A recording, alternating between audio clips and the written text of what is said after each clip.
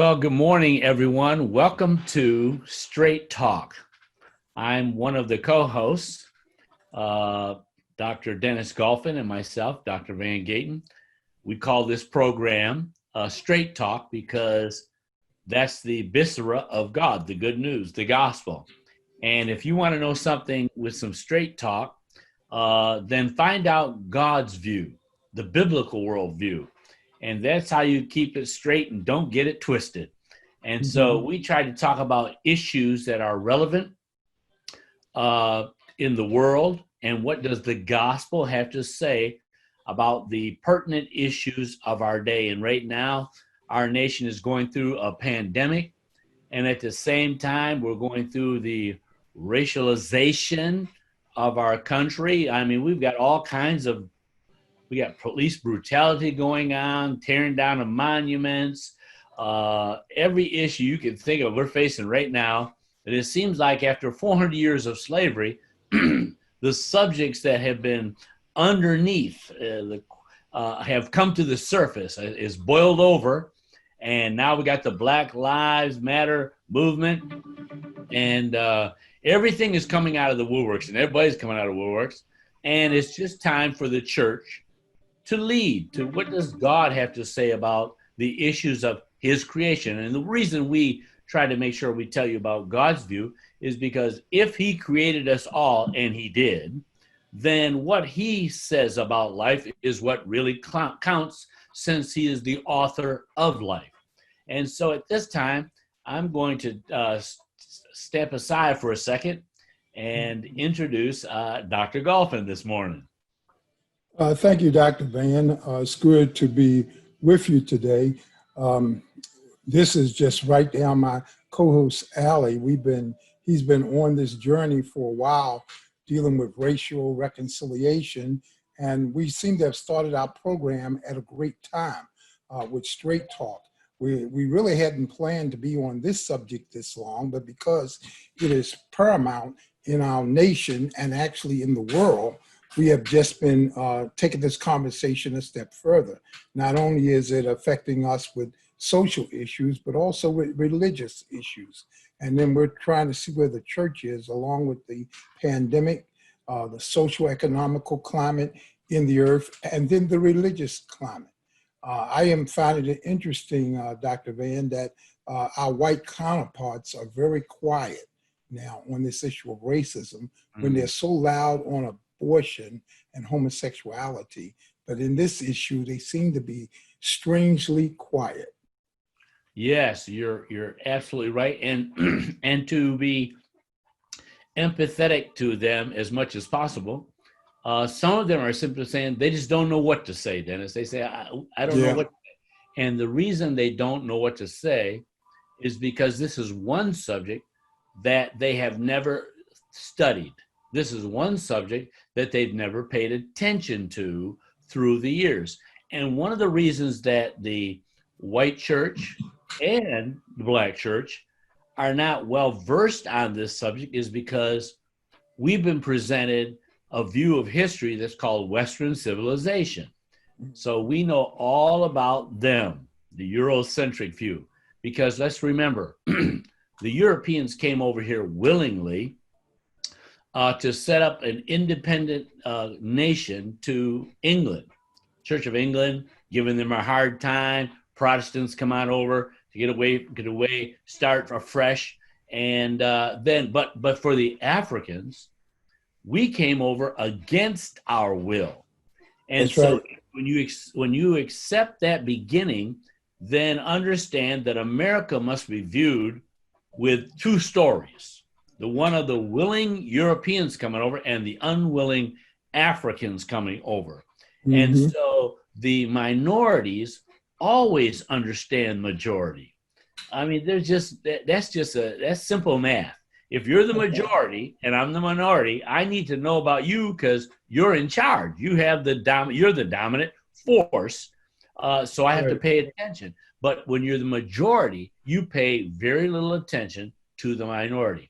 And so we've always had a story from the inception of this nation, but it's not been paid attention to. We've just been glorifying the Eurocentric approach, and they did accomplish a lot of things. And Dennis, the first affirmative action program in the United States didn't begin with blacks; it began Right. with whites.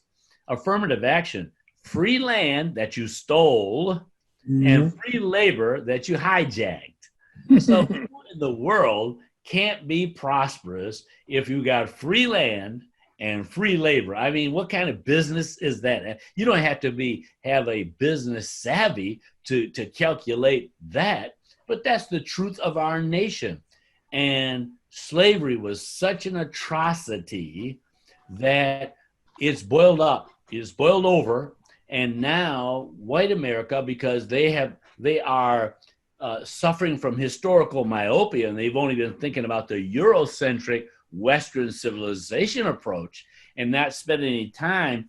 Our story has been a footnote, Dennis, and you know that. That's right. A footnote, maybe a sentence or a paragraph, a small paragraph at that, but not volumes of books written as the Eurocentric. And so now that it's spilled over, they are befuddled, disheveled, because they don't understand the story. It was Louis Giglio, whom I think is a good speaker. I used him for some of the teaching he did with my high school students. But when he said that slavery for the white man was a blessing, he put his foot in his mouth. And all the whites that have spoken up, or many of them, at least the ones I know about, the ones who've spoken up have put their foot in their mouth, because you can't speak authoritatively about things you don't understand. And they can't speak sensitively and accurately to the situation because they're not familiar with our story. Van, thank you. We have invited a special guest on, Dr. Sterling Land, and we were just talking, Dr. Land. We've just been kind of bouncing off some things about racism in America. We were dealing with the religious community as right now, but it doesn't matter. Dr. Land is from Austin, Texas, and he can tell you a little bit about himself when he comes on. Van and I invited him on so he could be our special guest on today, and we're looking forward to this discussion together as we get into the cases, especially racism in the church. And where do we go from here? How does the church respond? I think one of the things too that's so important is to see this national sensitivity that's going on. I mean, everybody seems to be changing labels for everything. I was watching the Dixie Chicks changing their label to just Chicks. And everybody seems to be readjusting the syrup, Aunt Jemima. Want to take Aunt Jemima off. Uncle Ben want to take Uncle Ben off, and then we're tearing down Confederate statues. All of a sudden, everybody's becoming sensitive, and we're getting all of these icon clashes. And it's becoming interesting that it took all of this time, 400 years, for this to come about. But I know you're chopping at the bits, Dr. Land, so we're gonna let you say something. Well, thank you so much, Dr. Golphin and Dr. Gayton, for inviting me to be a part of this. I was looking forward to the conversation, primarily, yes, to participate, but more importantly, because I have such a high respect for both of you gentlemen. And I knew that once it was over, I would learn and leave with some nuggets. It's hard to think of a more tangible expression of hatred than racism. Yeah, it's hard to imagine that. Even murder, which is a part of it. But racism is an evil, it's a sin that is against everything that is godly. And the church across the board has failed in its unwillingness, because it is unwilling to face the realities of the vestiges of racism in this nation. The white church has failed in that they are comfortable worshiping the gods of comfort. They're comfortable in worshiping the gods of convenience. They are comfortable in worshiping the gods of narcissism and narcissistic beliefs and existentialism. They're comfortable in dealing with gods who are little gods, but it's become their focus. And so they've become very comfortable with that. And so they won't say anything or raise any issue that is going to cause any waves, any ripples. They would prefer keeping their comfort and their convenience over doing something that is appropriate before God. Secondly, the Black church has failed in that we've because we are too becoming idol worshipers, in that we worship prosperity, we worship things and stuff, we worship whiteness, we worship we like to use the term the man. Those things have become gods across the Black church in the last several generations. So we too don't want to make any real ripples unless it is going to benefit us in those areas of our gods. Now, the problem with all of that is that all of that is anti-biblical, it's anti-Christ, it's anti-godly. For we are told that those things that this nation worships are going to pass away. And you're both biblical scholars, so you know that John wrote about that in the book of 1 John. And we've been given the charge to be pure in our thoughts. I'm using the word pure, but I'm really talking about godliness. I'm talking about holiness. I'm talking about we're given the responsibility to operate with renewed minds. We're given the responsibility to operate as vehicles that have been transformed, and we're becoming vehicles of transformation ourselves. But we reject that as a group, both the white church and the Black church, because that requires us to come out of our comfort level. Now, we did not start racism. We did not start race even. That was all put up on us by some rich folk who needed some people beneath them to keep the very poor folk poor and out. So the haves used some that had less to keep the have-nots out. So you get the slave patrols and all those people which have become the modern police. Those are white folks who were assigned by the rich white folks to protect their stuff. So we did not do that. That was not part of what we did.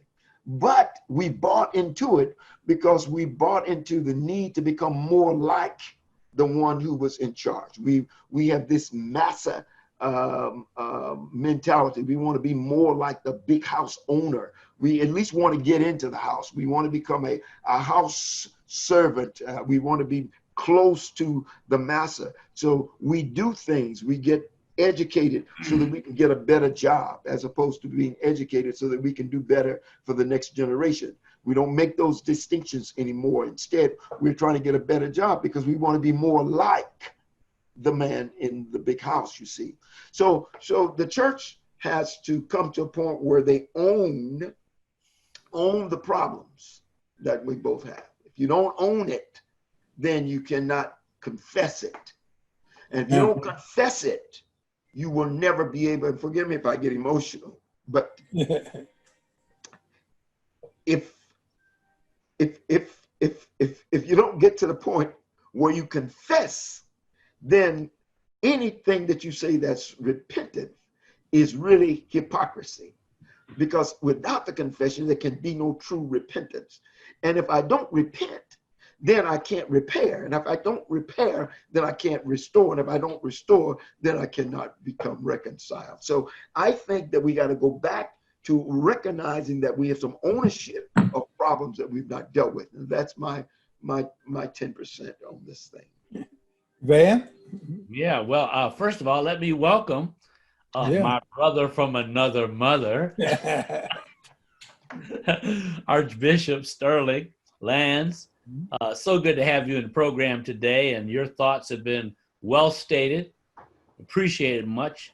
And I just want to do a little spinoff, Dennis, from what our brother Sterling has shared, is that, I agree, I concur with everything he stated in his analysis. And that's important, that we analyze, we critique. Right. Where, Soren Kierkegaard said, life is lived going forward, but understood looking backward. Yes. And if I look back right now, I say this whole problem in America that's got a sense of angst right now.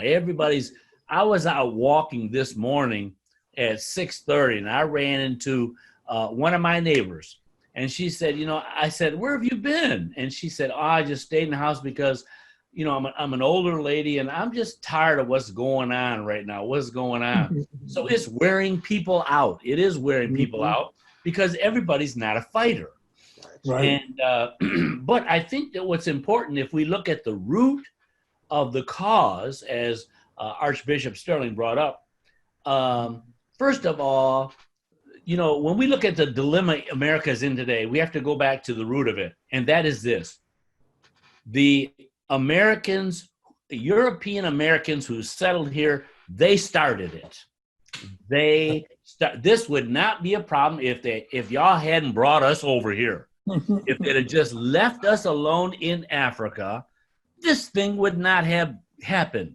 But you brought us over under the hierarchy of who is most like God and who is least like God, as persona non gratas, the low life, and now it's erupted. So, I think of white America, here's their plight. They brought us over to serve them here and to take advantage of us along with the Native American Indians. Now, everybody wants to change the songs. They want to change even Aunt Jemima off the syrup and the Confederate flags down. They're like, what is happening in America?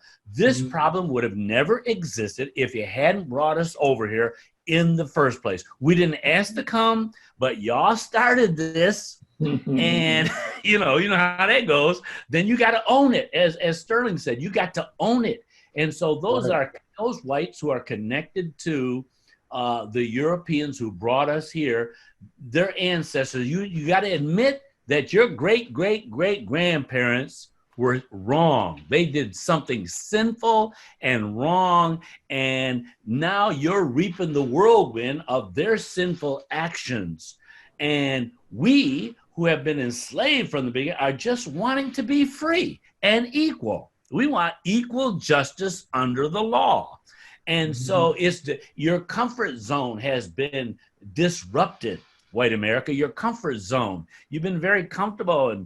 And then the other thing I wanted to share, Dennis, was that when we think about how they missed it here, is that the American theology looks through a certain cultural lens, and that it has a religious foundation. And it is this: they believe in individualism, accountability, and kind of a hyper individualism, and so and a color blindness from Martin Luther's, Martin Luther King Jr. said that, Dr. Martin Luther King, that don't look at my skin, look at the content of my character. He wasn't saying don't be colorblind, because we need to be color conscious.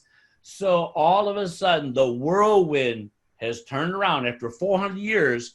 You've sown to the wind. Now you reap. What did Malcolm X say? The chickens have come home to roost. Right. Well, I think one thing though, Van, as you mentioned, Dr. Van and Dr. Sterling, I think one thing we have to really get to the point of now. We didn't ask to come here, but we're here now. And what I'm noticing is that even though we've got all of this protest regarding George Floyd, it's still happening. You still hear the brutality of the police. Somebody's still saying, I can't breathe. There's more murders that's coming about. Not only, and I mentioned last week on the program, not only we're talking about police brutality, but we're talking about a disorientated justice system. So the whole system itself is under review right now. And there's got to be change. The point is, I think that we're looking at change. A slow change. It may not happen in our time, but the seeds have been planted. And I think these seeds have been planted, so the fact that change is on the way. There's some things that's just got to change. The status quo has got to be broken. And when we look at people, I was talking to a Southern gentleman the other day, and he had a Southern flag in the back of his window, and we happened to be in the supermarket. I saw it when I got the car. So I was saying something to him about it. I said, well, I see you have that Confederate flag in the back of your car. He said, you know what? I never thought of my Confederate flag as racism. I just thought it was a Southern heritage. I said, really? A Southern heritage? So what does that mean? Well, it just means it was the South. I said, but the South lost the war. So how could it be a heritage? You don't carry the flags of the defeated. You carry the flags of the victor. So I don't get it. I said, usually the defeated flag is not carried. It's usually the flag of the victor. That's why they climb all the way to the hill and plant the flag of the victor. So you didn't win the war. So what heritage is it? And he turned red. He didn't know how to respond to him. Absolutely. And for sure, Dennis, the point that I was really trying to make was, back to Sterling's point, is that there's got to be an acknowledgement that leads to a confession. And the things that white America needs to acknowledge is that what they're facing with us right now as a people, because they're looking at the blacks in America and saying, what is wrong with these folks acting up all of a sudden? You know, we didn't start this matter. We didn't start it. And all we want is equal justice under the law.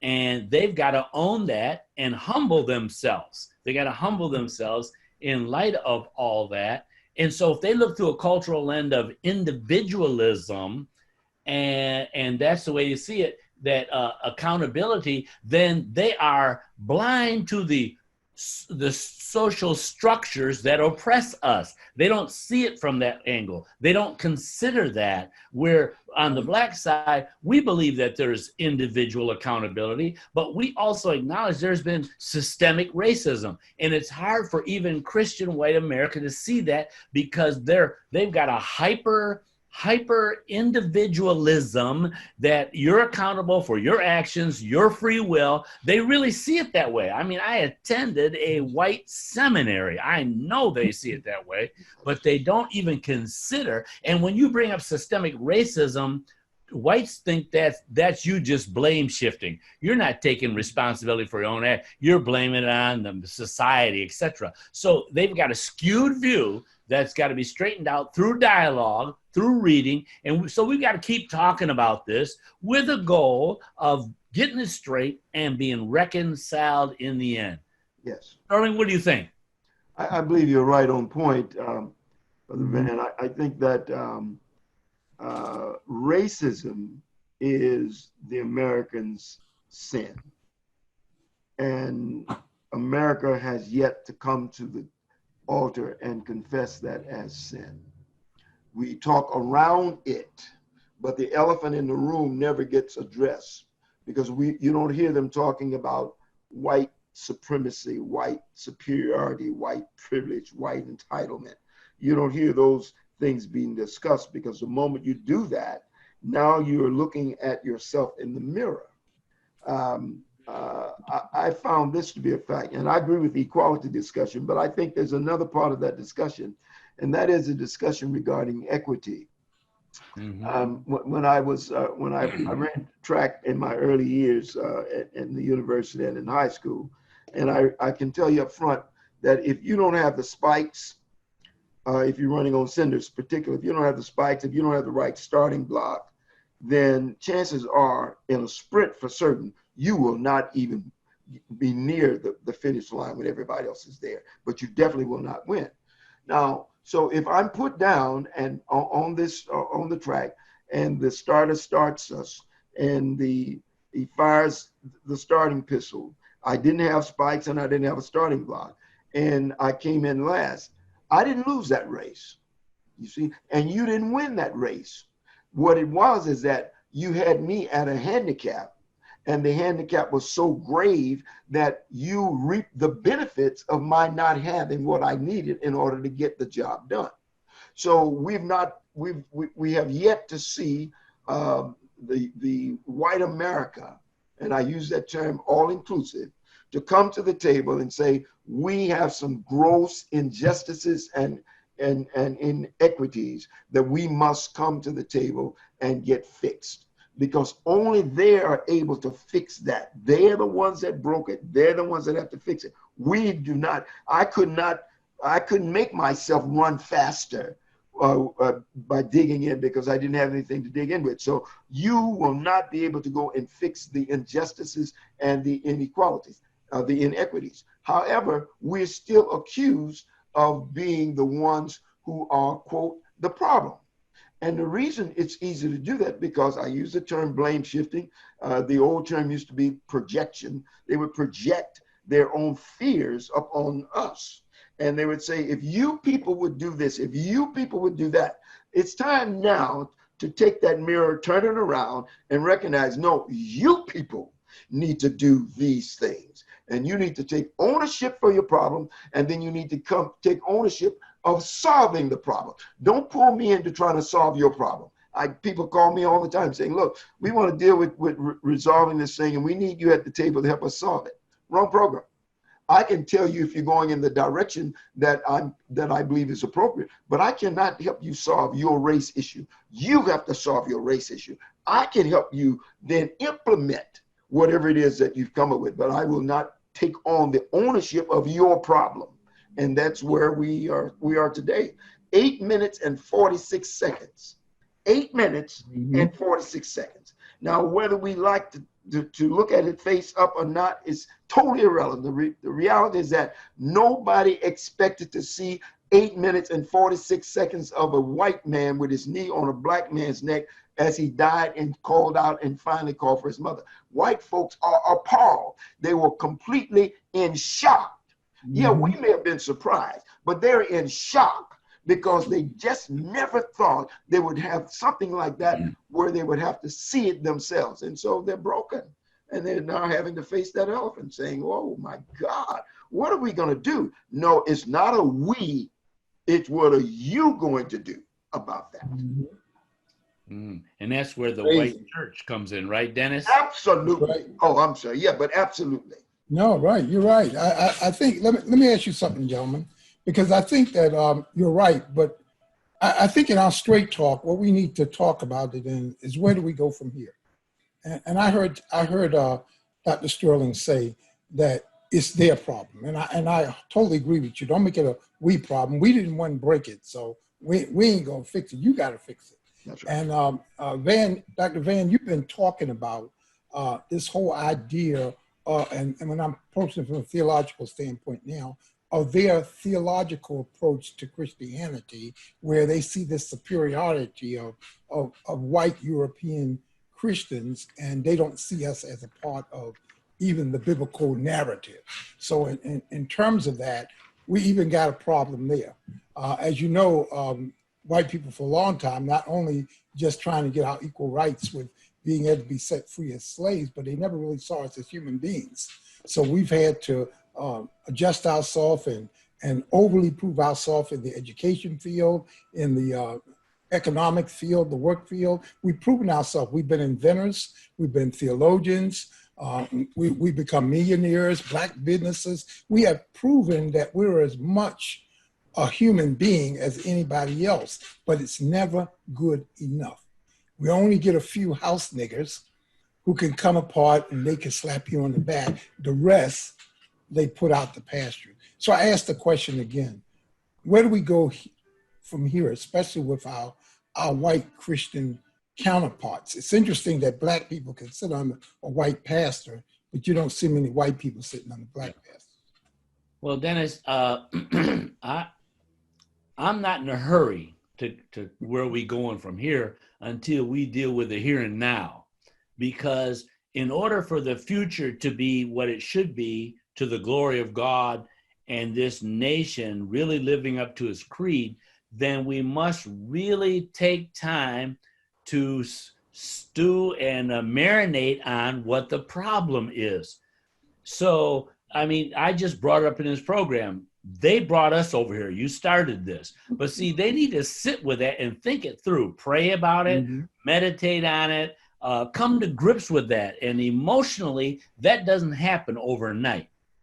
At the same time, I think that there has to be an educational process that can be manifested several ways, from pulpits from dialogue, conversation. See, I'm personally willing, this is me, this is not Sterling, this is Van Gayton.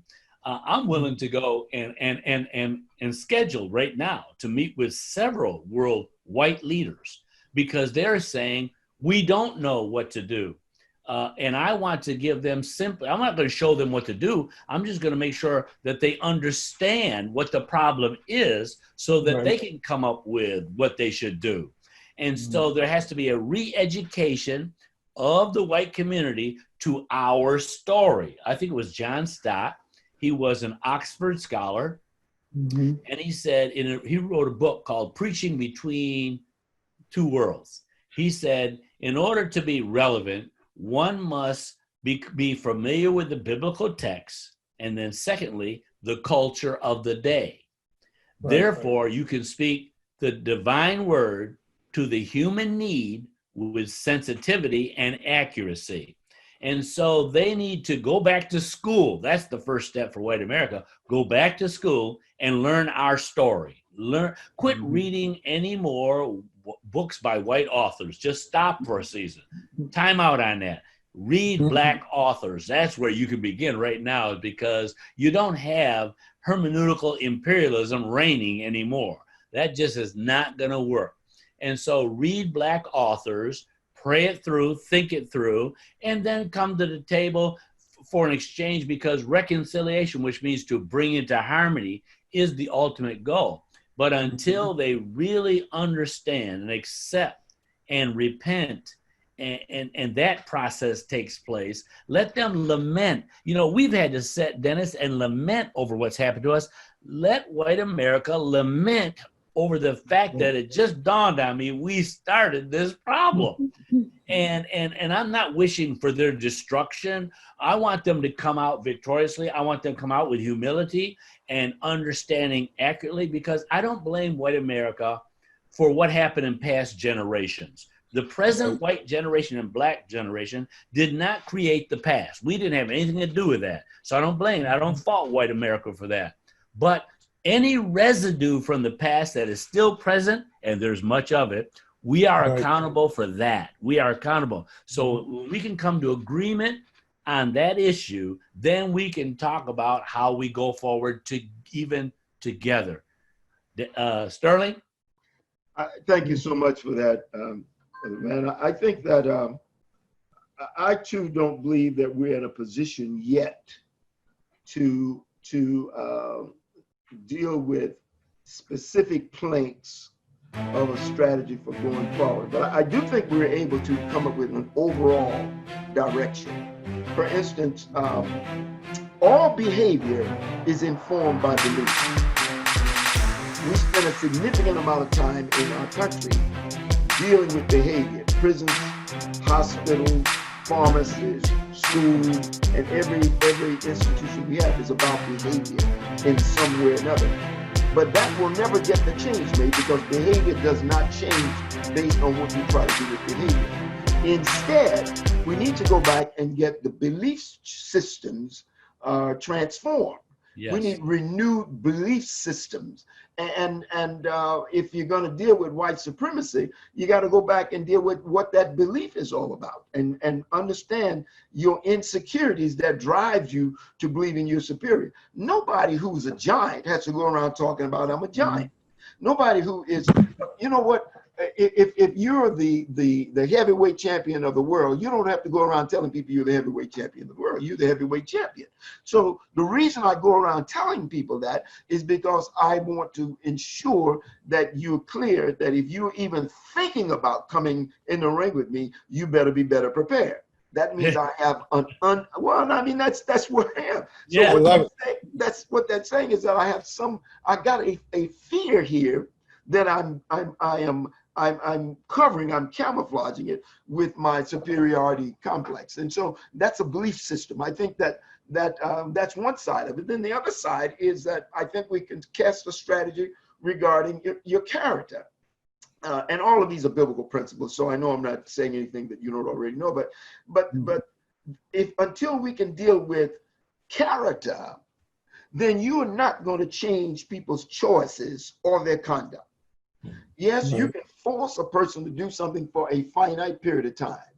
But over a protracted period of time, your character will direct what you do. So we need to go back and revisit, what does the character of Christ really mean? And who is Christ to you anyway? Do you even know Christ? Or are you using a word Christ and not really knowing who Christ is? And we got to go back to that. And that's a very, very sensitive area. But if we don't go back to that, particularly in the white church, they're going to continue with religiosity the way they've been for the last several hundred years. And it has proven to be ineffective for people across the board, but very effective for propping up their superiority, supremacy, privilege, and enlightenment, or their entitlement, at least, perspectives. And then let me just give one other thought on this, and that is, and from an engineering perspective, methods and mechanics, yes, always are driven from motives. So when you deal with EMF, it means electromotive force. It means, what do I have behind this thing that is pushing it?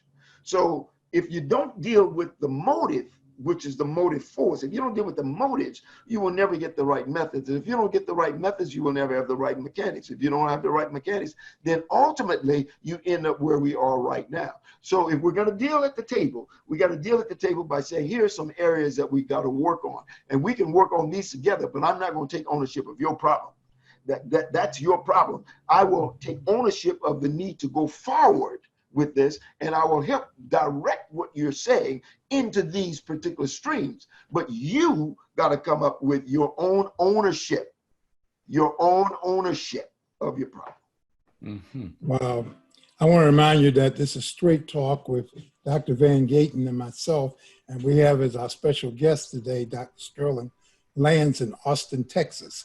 And we are really just kind of going round table here discussing, and I think we brought out some key points, gentlemen. And I like what both of you guys have said in terms of where we are right now and taking this ownership. Before we can go to the future, we've got to deal with where we're at now. And that's basically making some confessions and talk about where did we go wrong. As you know, one of the things that's happened even in the manufacturing industries and things that are happening when products go wrong, to take ownership of recalling. Automobiles are recalled all the time and things like that, but it costs money to. And sometimes people don't want to give up their profit margin, because to go back and recall means to, but I'm looking at major manufacturers, what we mentioned, Aunt Jemima and Uncle Ben, they were willing to take those labels off and go back and redo their product and put it out again. We're seeing labels on groups like Dixie Chicks and other groups that are taking their names off. Anything that gives the idea of systemic racism seems to be coming down in terms. Not only that, I heard other people just be talking about what they're going to do, and everybody seems to be coming to a sensitivity, except for those in authority. The ones who have the authority to make the changes are solid. But it seems like people all around seems to be trying to do something to say, hey, look, I didn't realize this was that serious. Like you said, that when they saw that knee on that man's neck, it was right in our face. It was video. And then they still keep trying to tell us that we didn't see what we saw. And I don't understand the conversation, because we keep going from black men being shot in the back to having a knee on their neck to the whole thing, and they keep saying we don't see what we seeing. So I don't know. Maybe our eyes are tainted. Van, I know you want to jump in here. So well, you know, I don't know how long we're going to talk today, because I think we should, Dennis. I think we should have our brother from another mother, Archbishop Sterling, come back next week if he's willing. Oh yeah. When we talk about symbols. You know, the Confederate flag, all the monuments and statues in America are being torn down right now. And the president, he's threatened everybody. If you tear down a federal statue, you're going to jail for a long time. And so I think that issue, what's under that? What's the undercurrent to the issue? Even this song, the Star Spangled Banner, has a history that we've never even considered, at least not on this show, I should say. Very racist. Talk about. We need to talk about. So, straight talk to me is a means, a mode of education.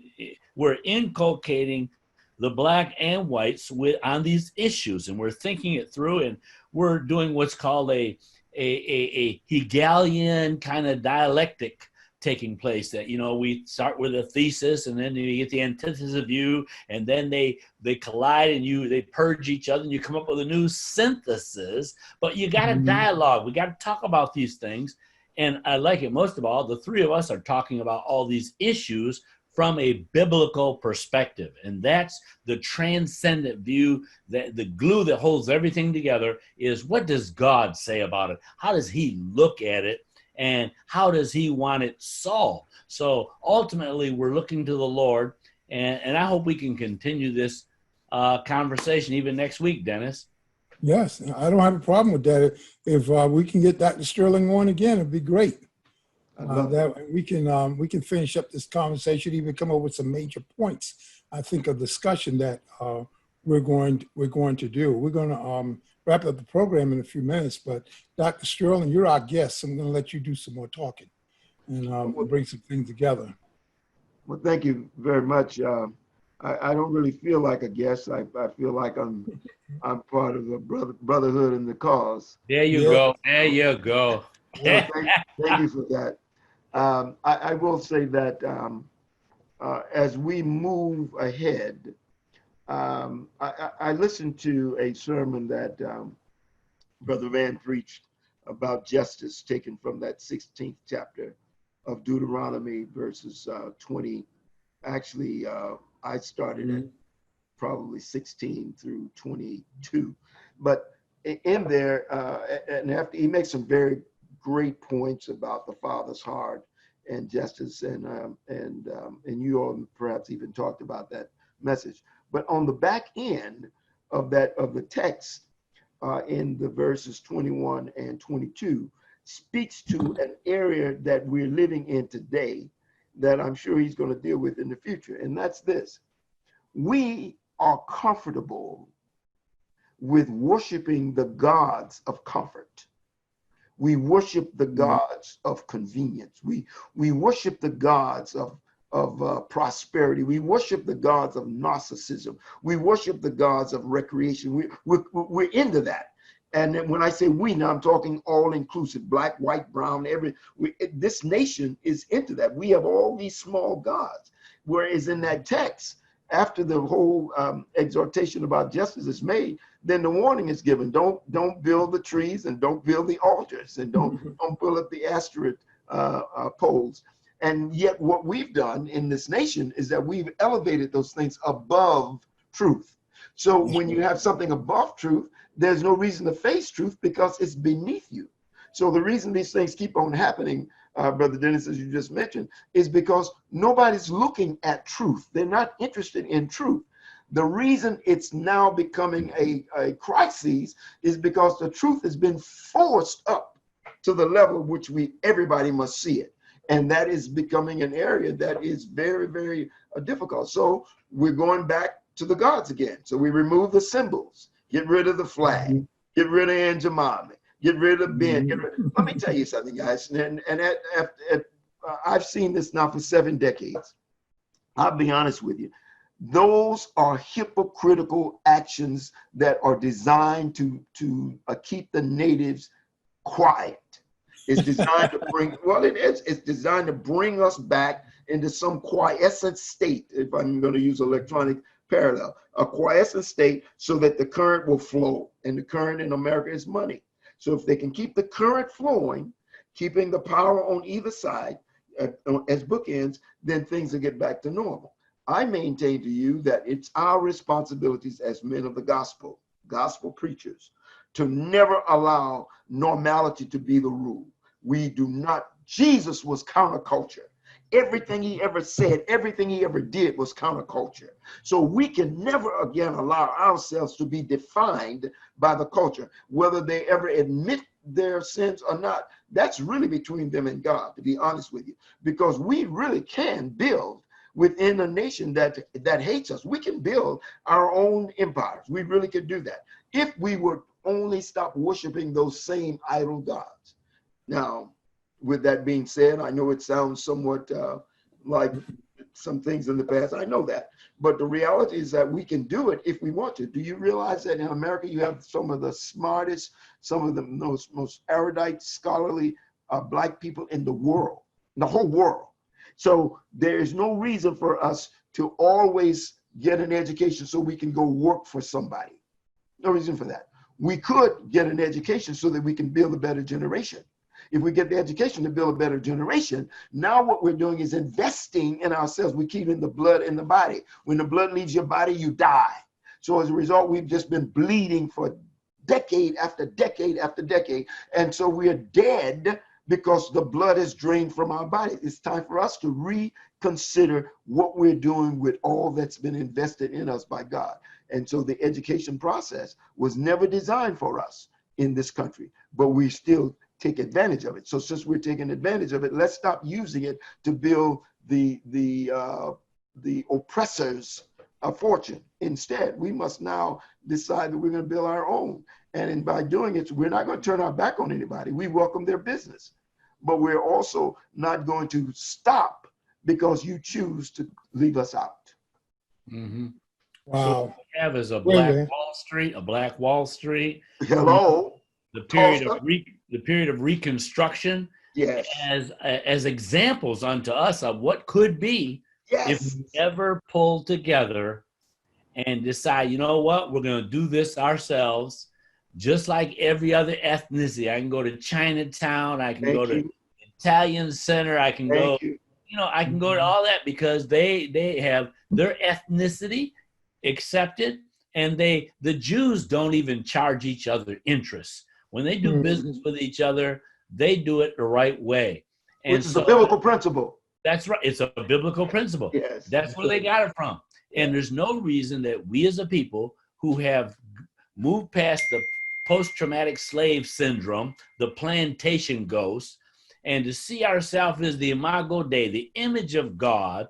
And by the way, my last words today are about the idea that I don't believe a white America can be healed apart from Black America. No doubt. And I think that we play a major role in their salvation as well. And that's not what they're used to, but they sure enough need us, whether they acknowledge it right now or not. And Dennis, I'm ready to come back next week. Well, Van, that's true, but we got to put your book up. We want to keep this before everybody. My book. We want to advertise that book, The Good News for Racism. Yes. Also mention that your sermon is right above this session that we have on our page on StraightTalk. I put your sermon there. Oh, okay. So it is right there from Sunday, and people can look at that sermon that Dr. Sterling mentioned about. So we are mighty word, powerful word in that sermon. I listened to it too. And we want you can go and say something about your book. Yeah. Say something about your book. If they read this, because racism is the issue right now. Yes. And this is gospel-centered, but it does not deny the truth of our hour at the same time. And so I encourage everyone to read, because my mantra, those who read, lead. And that's right. Amen. That's it. Amazon.com, Kindle or paperback. We're going to put it down in our comments on this page. We thank the Lord for all our Facebook viewers today. And we'll also have this posted on YouTube. And we've made a YouTube channel with Kingdom Governors, and we have a Straight Talk playlist in there. So all of our playlists is in the Straight Talk. We'll put the YouTube one too, and you can go to YouTube and play all of the past programs we have in one playlist. So they're all there. Dr. Sterling, I'm gonna let you close us out for the day. So you're gonna have the last word, and you can just close us out, and we'll see you guys next week.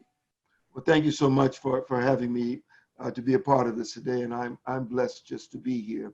I would say that we must commit ourselves to the following. We must commit ourselves to doing the right thing, the right way, for the right reason, expecting the right results, to benefit others, glorify God according to his word.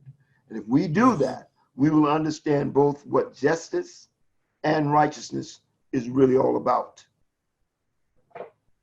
Amen. Hope to see you next week. All right. Thank you, Brother Sterling. God bless. God bless. Bless you, My brothers. my Y'all take brother care. from another mother. Brother from another mother. My brothers. I got two brothers from another mothers. There Thank you Yep, go. that's There right. you go.